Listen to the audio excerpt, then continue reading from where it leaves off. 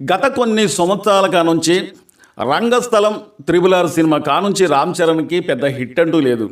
ఆ కథ ఎంత బాగున్నా మరి సినిమా ఎందుకో వెనకబడిపోయి ఆ కథ ఎంత బాగున్నా సరే అది ఎంత పెద్ద డైరెక్టర్ అయినా కానీ ఆ రెండు సినిమాల కానుంచి రామ్ చరణ్ గారికి ఇంతవరకు పెద్ద హిట్ అంటూ లేదని చెప్పి మొన్నటిదాకా సోషల్ మీడియాలో చాలామంది మాట్లాడారు. అంతేకాకుండా నేను కూడా మాట్లాడాను అనమాట. కానీ ఇప్పుడు పరిస్థితి చూస్తూ ఉంటే రామ్ చరణ్ గారికి ఎందుకో 2026 నుంచి మంచి రోజులు వచ్చాయేమో అన్నట్టు కనిపిస్తుందండి.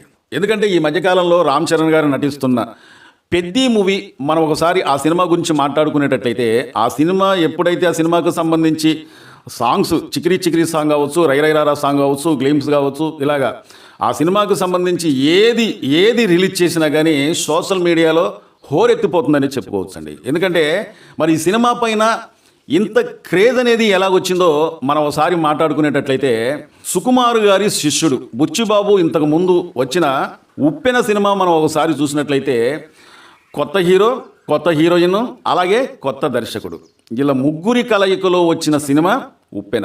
మరి ఉప్పెన సినిమాతోనే ఎంత పెద్ద బ్లాక్ బస్టర్ హిట్ అందించిండో మనందరికీ తెలుసు అన్నమాట. అది మామూలు సినిమా కాదు. ఎందుకంటే ఆ కథాంశం తీసే విధానం ప్రతి ఒక్కరిని కూడా ఆకట్టుకుందనమాట.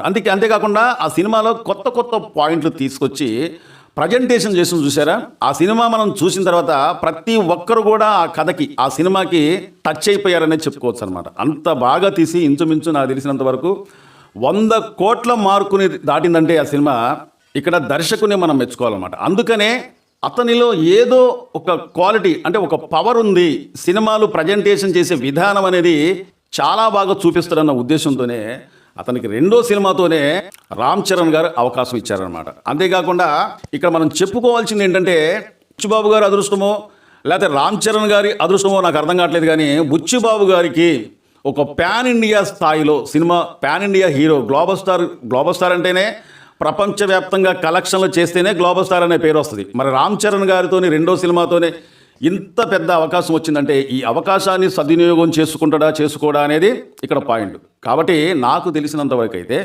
సుకుమార్ గారి శిష్యుడు కాబట్టి అతని దగ్గర మెలకువలు మొత్తం నేర్చుకొనే ఇపతలకు వచ్చిండు.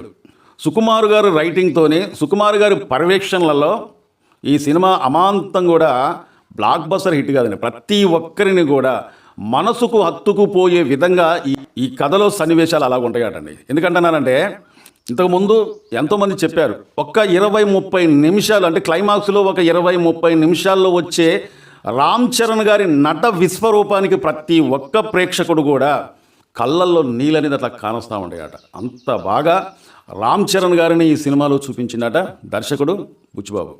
అంతేకాకుండా ఇక్కడ మనం చెప్పుకోవాల్సింది ఏంటంటే మనం ఇంతకుముందు రంగస్థలం సినిమా చూసాం. రంగస్థలం సినిమాలో రామ్ చరణ్ గారి పర్ఫార్మెన్స్ చూసిన తర్వాత నాకు తెలిసినంతవరకు అయితే అంతకుముందు రామ్ చరణ్ గారు ఆ విధంగా పర్ఫార్మెన్స్ చేసిన ఒక ఎమోషనల్గా అంత బాగా ఆకట్టుకున్న సినిమా ఏదైనా ఉందా అంటే రామ్ చరణ్ గారి సినిమాలో ఎన్నో అద్భుతమైన చిత్రాలు ఉన్నాయి. కానీ అలాంటి కఠినాత్మల హృదయాలు కూడా కరిగిపోయే విధంగా ఆ కథని మలిసే విధానం చూస్తూ ఉంటే ఆ కథకు తగ్గట్టుగా రామ్ చరణ్ గారు అతను పర్ఫార్మెన్స్ చూస్తూ ఉంటే మత్తులు చెలించిపోయాయని చెప్పుకోవచ్చు అనమాట. ఇప్పటికి కూడా ప్రతి ఒక్క యూట్యూబరు పెద్ద సినిమాకి చెప్పే ముందే రంగస్థలం సినిమా గురించి ఎందుకు చెప్పుకుంటున్నారంటే రంగస్థలం సినిమా అనేది ఒక కళాఖండమేనే చెప్పుకోవచ్చు అనమాట. కొన్ని సినిమాలు ఉంటాయి ఎప్పటికీ కూడా మనం మరవలేని, మర్చిపోదామన్నా కానీ ఇలాంటి సందర్భంలో గుర్తొచ్చే సినిమాలు కొన్ని ఉంటాయి. రామ్ చరణ్ గారిలో ఉన్న నట విశ్వరూపం అనేది ఆ సినిమా చూపించింది చూసారా. అసలు ఒక అందుకు చెప్పుకోంటే రామ్ చరణ్ గారికి ఈ సినిమాలో ఒక లోపం అనేది ఉంటుంది. ఆ లోపానికి కొన్ని సందర్భాలలో కొన్ని సీన్స్లో ఆ లోపమే రామ్ చరణ్ గారికి శాపంలాగా మారుతూ ఉంటుంది. రామ్ చరణ్ గారి అన్నయ్య చనిపోయేటప్పుడు రామ్ చరణ్ గారి నటన చూసినప్పుడు నాకైతే ఆపద్బాంధవుడు సినిమా గుర్తొచ్చిందండి. ఆపద్బాంధవుడు సినిమాలో చిరంజీవి గారి పర్ఫార్మెన్స్ గుర్తొచ్చిందన్నమాట. అంతేకాకుండా స్వయం కృషి, రుద్రవీణ, ఆరాధన ఇలాంటి పాత్రలు వేసి చిరంజీవి గారు ఆ రోజులలో కళ్ళలో నీళ్ళు తెప్పించిండు. ప్రతి ఒక్క ఆడియన్స్ అంటే ప్రేక్షకుడికి కూడా కళ్ళల్లో నీళ్ళు అనేది అలా బయటకు వచ్చి నిలబడే పాత్రలయ్యి స్వయం కృషి కావచ్చు, ఆపద్బాంధవుడు కావచ్చు, రుద్రవీణ కావచ్చు, ఆరాధన కావచ్చు, ఇలా ఎన్నో సినిమాలలో నటించిన కానీ మచ్చుకు కొన్ని సినిమాలు ఎప్పటికీ గుర్తుండిపోతాయి అన్నమాట. మరి రామ్ చరణ్ గారి సినిమా అంటే పెద్ద సినిమా కూడా రామ్ చరణ్ గారి పర్ఫార్మెన్స్ చూసిన తర్వాత ప్రతి ఒక్కరికి కూడా ఆ సన్నివేశాలలో రామ్ చరణ్ గారిని చూసిన తర్వాత అద్భుతమైన రెస్పాన్స్ వస్తుందటండి. నేను ఎందుకు చెప్తున్నానంటే 2026 నుంచి ఇన్నాళ్ళు ఒక లెక్క, ఇప్పుడు ఒక లెక్క. 2026 నుంచి రామ్ చరణ్ గారికి ఇక నుంచి చూడండి, అతను ఒప్పుకునే సినిమాలు తడబడే అవకాశాలే లేవు. సినిమాలు హిట్ అయిన తర్వాత పొరబడే అవకాశాలు లేవన్నమాట. ప్రతి ఒక్క సినిమా కూడా ఆచితూచి ఎన్నుకుంటాడు. అంతేకాకుండా బ్యాక్ టు బ్యాక్ సినిమాలతోనే రామ్ చరణ్ గారు బిజీగా ఉండబోతున్నారు. ఎందుకంటే సుకుమార్ గారితోనే ఈ సినిమా ఎప్పుడైతే రిలీజ్ అయ్యే రిజల్ట్స్ ఎంత బ్లాక్ బస్టర్ హిట్ కొట్టిందని రిజల్ట్స్ చూసిన తర్వాత నాకు తెలిసినంతవరకు అయితే జూన్ చివరిలో కావచ్చు, లేకపోతే జూలై నెలలో కావచ్చు, రామ్ చరణ్ గారు నటించబోయే RC-17 సుకుమార్ గారి దర్శకత్వంలో RC-17 అనేది ప్రారంభం కానుందనమాట. ఆ సినిమాలో కూడా రామ్ చరణ్ గారి ఇంతకు ముందు మనం ఎన్నడూ రామ్ చరణ్ గారి చూడని పాత్రలో, ఎక్కువ శాతం ఏ హీరో కూడా వెయ్యని పాత్రలో, ఆ కథ కూడా ప్రతి ఒక్కరిని కూడా టచ్ చేసే విధంగా, హృదయాలను టచ్ చేసే విధంగా రామ్ చరణ్ని మనం ఒక కొత్త రూపంలో చూడబోతున్నమాట అండి. అంతేకాకుండా సుకుమార్ గారి చిత్రాలంటేనే మనకి ఒక ఐడియా అనేది ఉంటుంది. అతని పాత్రలు ఏ విధంగా ఉంటాయి, అంటే హీరో పాత్రలు ఏ విధంగా ఉండొచ్చు, అంతేకాకుండా రామ్ చరణ్ గారిని ఏ విధంగా చూపించవచ్చు అనేది మనం ఒక అంచనా వేయచ్చు. ఎందుకంటే రంగస్థలం సినిమాలో మునుపెన్నడూ కూడా అతను చెయ్యని పాత్రలో చేసి మెప్పించిండు సుకుమార్ గారు. అలాంటి దర్శకుడు చేతిలో బన్నీ. అల్లు అర్జున్ గారు కూడా పుష్ప 2 ఈ చిత్రాలలో అంతకు ముందు ఎప్పుడు కూడా అల్లు అర్జున్ గారికి ఎప్పుడు కూడా అలాంటి సినిమాలలో నటించలే. కానీ పుష్ప 2 సినిమా మాత్రం అల్లు అర్జున్ గారికి ఎంత పేరు తెచ్చిపెట్టింది అనేది మనకు తెలుసు అనమాట. అంతేకాకుండా ప్యాన్ ఇండియా స్టార్గా అల్లు అర్జున్ గారు ఎదిగారంటే పుష్ప 2 సినిమాలు మాత్రమే.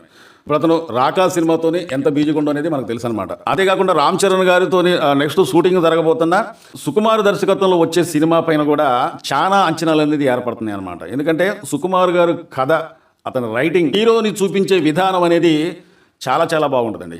ఎందుకంటే నాకు తెలిసినంత వరకు రామ్ చరణ్ గారికి ఇప్పటికి ఎన్ని ఫ్లాపులు అయితే వచ్చినాయో, ఎన్ని యావరేజ్ సినిమాలు అయితే వచ్చినాయో, అంటే అభిమానులు చేసుకున్న అంచనాకి రంగస్థలం త్రిపుర సినిమా కానుంచి ఇంతవరకు ఆ రీచ్ అనేది కాలే. కానీ ఈ సినిమాతోని, పెద్ద మూవీతోని మాత్రం ఆ రీచే కాదండి, అంతకు మించి ఈ సినిమా అనేది ఉండబోతుంది అనమాట. ఎందుకంటే ఈ సినిమా పైన ఇంత క్రేజ్ అనేది ఎలా ఏర్పడిందంటే, ప్రతి ఒక్క యువకుడిని ఆకర్షించే పాయింట్లు అనేది ఈ చిత్రంలో కానొస్తున్నాయి అనమాట. ఎందుకంటే ఉత్తరాంధ్ర నేపథ్యంలో నడిసే కథ, అంటే క్రికెట్కి సంబంధించిన కథ ఈ సినిమాలో ఉండటం ఒక ప్లస్ పాయింట్. క్రికెట్ అంటే ఇప్పుడు ఉన్న యువకులలో క్రికెట్ గురించి తెలవని యువకుడు ఎవరు లేరు. అసలు క్రికెట్ అంటేనే ఒక పిచ్చి.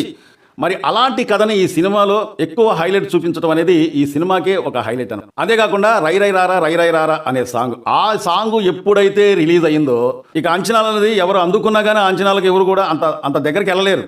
అంతేకాకుండా ఇంతకు ముందు విడుదలైన ఒక 45 సెకండ్ల గ్లీమ్స్, మరి ఆ గ్లీమ్స్లో రామ్ చరణ్ గారి విశ్వరూపం ఏ విధంగా కానొచ్చిందో ప్రతి ఒక్కరు చూసామన్నమాట. మెలుకలు తిరిగిన కండలతోని, గుబురు జుట్టుతోని రామ్ చరణ్ గారు మరో కొత్త రూపంలో కానొచ్చిండు. అంటే కుస్తీ ఫైట్ చేసే యోధుడిలాగా రామ్ చరణ్ గారిని చూసిన తర్వాత ప్రతి ఒక్కరి ఫీజులు కూడా ఎగిరిపోయాయి అన్నమాట.